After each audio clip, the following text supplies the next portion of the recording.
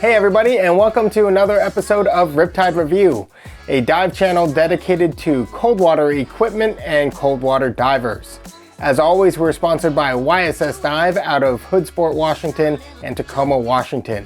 If you need any classes or equipment, be sure to check out YSS Dive. And today we're going to be talking about dry suits as well as a couple accessories that I've been using. So let's go ahead and roll the intro.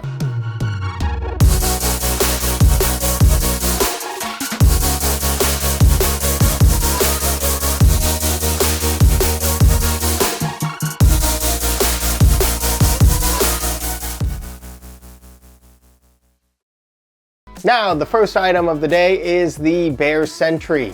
The Bear Sentry is a crushed neoprene dry suit that comes in both female cut and male cut, the female cut being called the Guardian.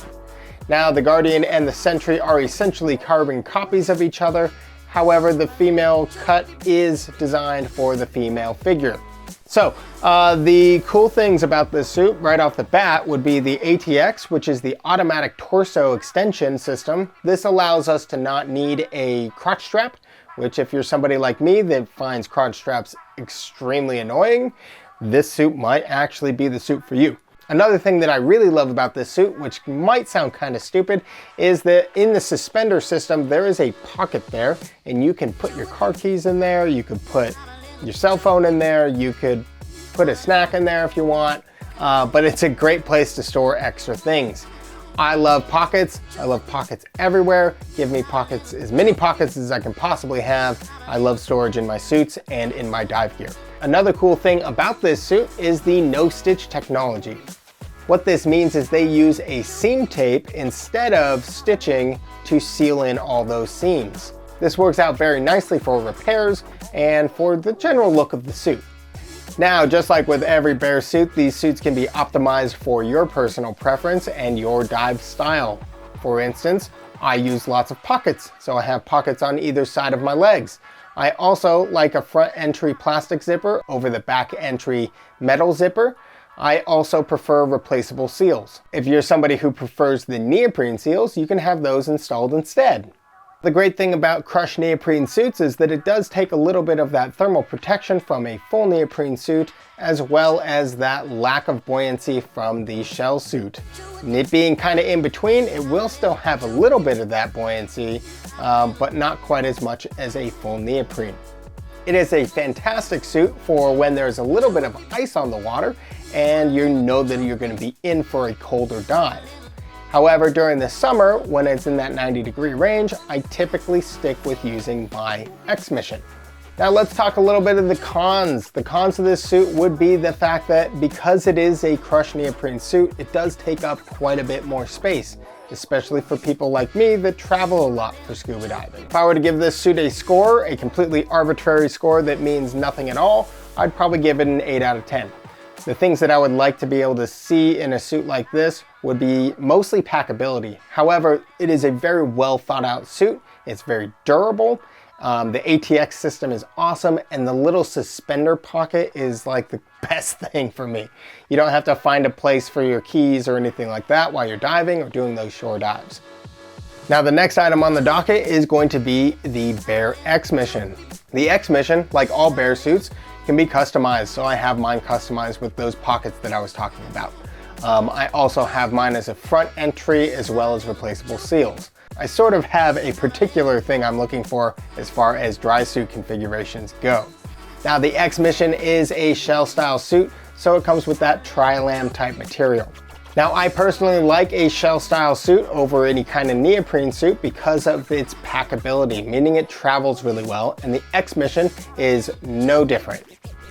Another thing that I love about the shell style suits is that they are a little more lightweight, and therefore I need less lead to get down. And if I can use less lead, I'm gonna take that option. Now, as far as build quality goes on this suit, I have nothing to complain about. Just like almost every suit that I've used with Bear, it is tough, it is durable, it is well thought through. The only thing that I can think of that would make this suit any better would maybe be that ATX system that they have in the Sentry. I really like not having a crotch strap, and this suit does have one. It not having the ATX system also removes that awesome little pocket in the suspenders that I love so much, that I keep my keys, my phone, my snacks, all that stuff in while I'm diving. However, that being said, it does fit me like a glove, and I prefer it over any other suit that I've dove so far. Now, just like with all dive gear, it really comes down to what you want. And what I want out of a suit is that packability, the ability to dive it year round, and a well thought out product. And as far as the X Mission is concerned, it is all of those things. This is my go-to suit. I use it pretty much year round unless there's ice on the surface of the water, in which case I will use a Sentry. And its arbitrary score is going to be a 9 out of 10, because I don't think that anything is perfect unless it had that extra little pocket in the ATX system. That would probably bump it up to a 10 out of 10, but again, these numbers really don't mean anything. They're just my personal opinion. Now it's time to talk a little bit about those accessories that I had mentioned. First being the Fourth Element Scout mask. Now, we had this mask sent out for this review.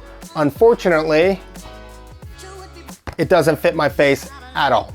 It's a real bummer because I was actually looking forward to giving this guy a review. Unfortunately, I only review gear that I personally have dove.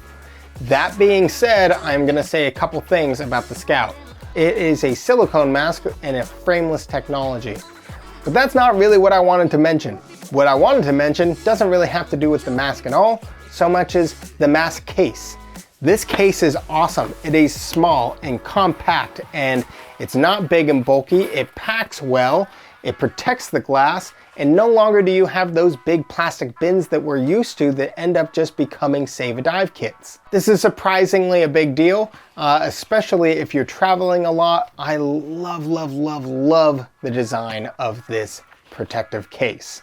One other thing I wanted to mention with this mask also doesn't really have anything to do with the mask itself, and that's going to be the mask strap.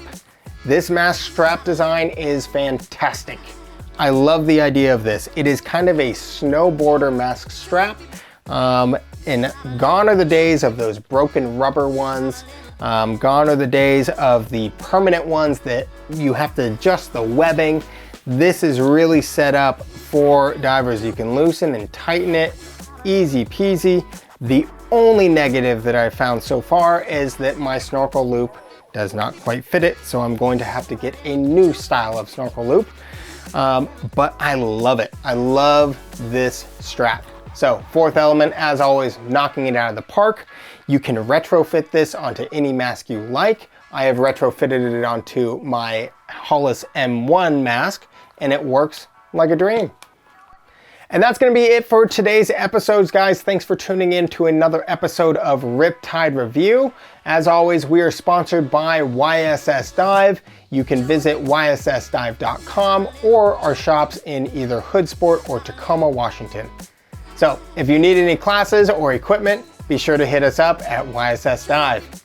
Have a good day, and thanks for tuning in.